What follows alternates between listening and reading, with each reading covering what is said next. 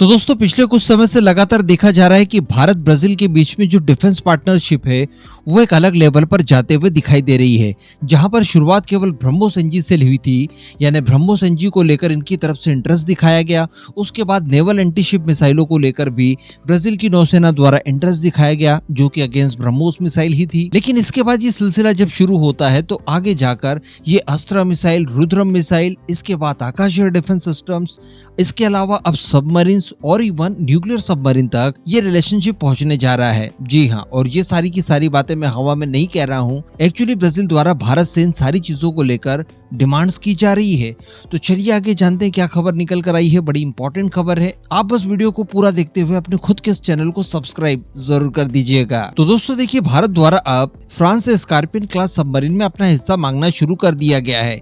ये हिस्सा बिल्कुल उसी अंदाज में होगा जैसा कि Su-30 MKI को लेकर हम लोग देखते हैं। Su-30 MKI के ऊपर हमारी जो एक्सपर्टीज है, इसको लेकर हम लोग अवसर का फायदा उठाते हैं और जहां पर भी रशिया के कस्टमर्स होते हैं Su-30 को लेकर, वहां पर हम लोग पहुंच जाते हैं अपना अपग्रेड पैकेज और अपना वेपन पैकेज लेकर। इसी तरह से हमारी एक्सपर्टीज कलवरी क्लास के सबमरीन्स के ऊपर भी अच्छी खासी है।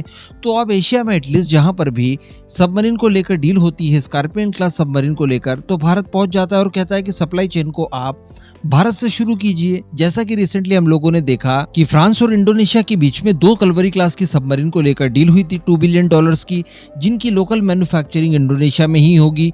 तो यहाँ पर भी भारत की कंपनियां पहुंच जाती है और फ्रांस की नेवल ग्रुप से कहती है कि आप हमें भी सम्मिलित कीजिए और सप्लाई चेन को सुनिश्चित करने के लिए हमारा योगदान लीजिए। तो यहाँ पर नेवल ग्रुप को कोई प्रॉब्लम नहीं होती और नेवल ग्रुप इसके लिए तैयार भी हो जाता है।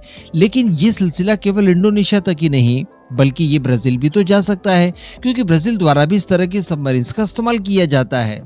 तो अब मैं आपको बता दूं कि ब्राजील की नौसेना के जो कमांडर हैं, एडमिरल मार्कोस, वो भारत के MDL के साथ स्कॉर्पियन क्लास की सबमरीन की रिफिटिंग को लेकर और उनके नवीनीकरण को लेकर, अपग्रेडेशन को लेकर एक विस्तृत चर्चा करते हैं और वो चाहते हैं कि भारत की MDL हमारी स्कॉर्पियन क्लास की सबमरीन्स का नवीनीकरण करे। एक्चुअली मैं आपको बता दूं कि ब्राजील की नौसेना रियाचुवेलो क्लास की सबमरीन्स का इस्तेमाल करती है, जो कि स्कॉर्पियन क्लास की सबमरीन के आधार पर ही तैयार की गई बिल्कुल वैसी सबमरीन है जैसे कि भारत इस्तेमाल करता है और फ्रांस के नेवल ग्रुप द्वारा ही इन्हें तैयार किया गया है। तो अब ये जो ब्राजीलियन सबमरीन्स है, इन्हें 10 वर्ष के आसपास का समय हो चुका है सेवा में आए और अब ये पहले रिफिट पर जाने के लिए पूरी तरह से तैयार है। आने वाले कुछ ही समय में रिफिटिंग का समय आ जाएगा। तो अब ये इनके अपग्रेडेशन के लिए खोजबीन शुरू करते हैं और इनकी खोजबीन जाती है भारत तक, क्योंकि MDL हम जानते हैं कि अपनी खुद की भी जो कलवरी क्लास की सबमरीन है, इनके अंदर रिफिटिंग का काम कर रहे हैं। इनके अंदर कई सारी उन्नत सब सिस्टम्स को इंटीग्रेट किया जाएगा, जो कि लोकली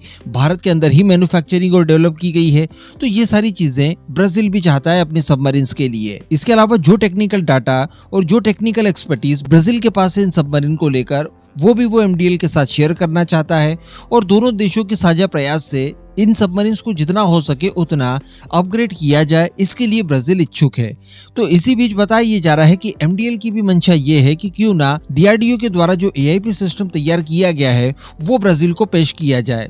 हम सभी जानते हैं कि DRDO द्वारा जो AIP सिस्टम तैयार किया गया है, वर्ष 2025 के अंत तक उसका इंटीग्रेशन हमारी कलवरी क्लास के सबमरीन में करना शुरू कर दिया जाएगा। एक्चुअली मैं बार बार कलवरी बोल रहा हूँ, इसे स्कॉर्पियन क्लास की सबमरीन कहना चाहिए, क्योंकि फ्रांस में इसका यही नाम है। कलवरी क्लास हम लोगों ने इसे नाम दिया है, जैसा कि ब्राजील द्वारा रियाचुएला क्लास की सबमरीन नाम दिया गया है। तो अब बताया जा रहा है कि इसी संबंध में MDL ब्राजील के अथॉरिटी के साथ बात करने जा रहा है और बताया जा रहा है कि MDL यहाँ पर बिल्कुल भी इस मौके को अपने हाथ से नहीं गंवाना चाहता और AIP सिस्टम को लेकर तकनीक तक एक दूसरे के साथ साझा करने के लिए वो लोग विचार कर रहे हैं इस समय। तो मान लीजिए कि अगर ये चीजें पॉसिबल हो जाती है और दोनों ही देशों की एक्सपर्टीज के साथ AIP सिस्टम के ऊपर फिर से और काम किया जाता है, तो संभव तो हम लोग एक ऐसा AIP सिस्टम बहुत जल्द तैयार कर सकते हैं जो कि पहले वाले AIP सिस्टम से भी ज्यादा पावरफुल हो। उसके लिए हमारे ऊपर ज्यादा फाइनेंशियली बर्डन भी नहीं आएगा, क्योंकि ब्राजील का सहयोग इसके लिए मिल जाएगा और उस AIP सिस्टम का इस्तेमाल फिर हम लोग